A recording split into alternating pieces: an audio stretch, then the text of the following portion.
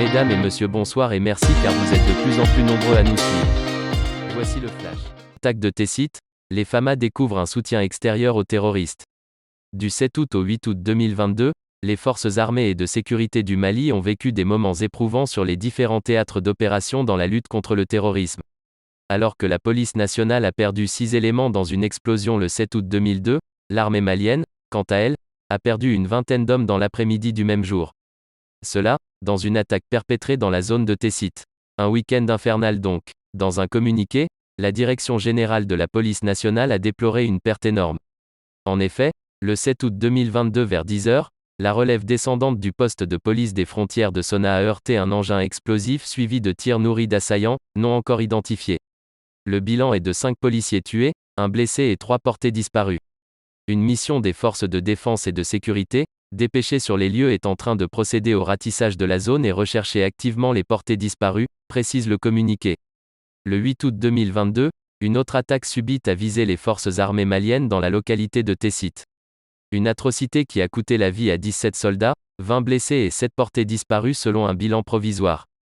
L'état-major général des armées informe l'opinion que le 7 août 2022 vers 15h, les unités FAMA de Tessit, dans leur mission de protection des populations, ont réagi vigoureusement à une attaque complexe et coordonnée des groupes armés terroristes, vraisemblablement de l'État islamique dans le Grand Sahara, EIGS, et bénéficiant d'un appui drone et artillerie avec un usage des explosifs et véhicules piégés.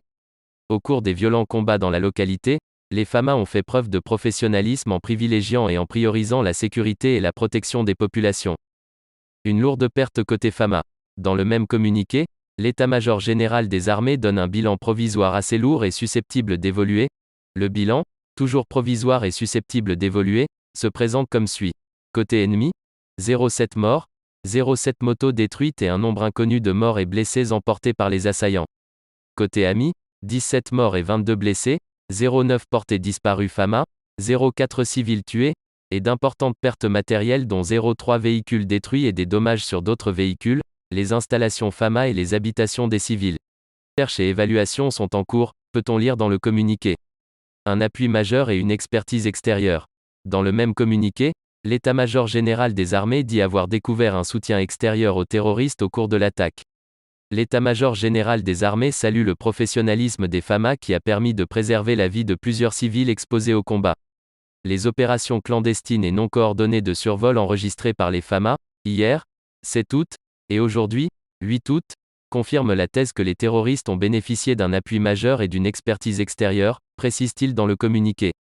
L'état-major général des armées déplore les victimes civiles malgré les efforts des unités et s'incline devant la mémoire de toutes les victimes et militaires et souhaite prompt rétablissement aux blessés.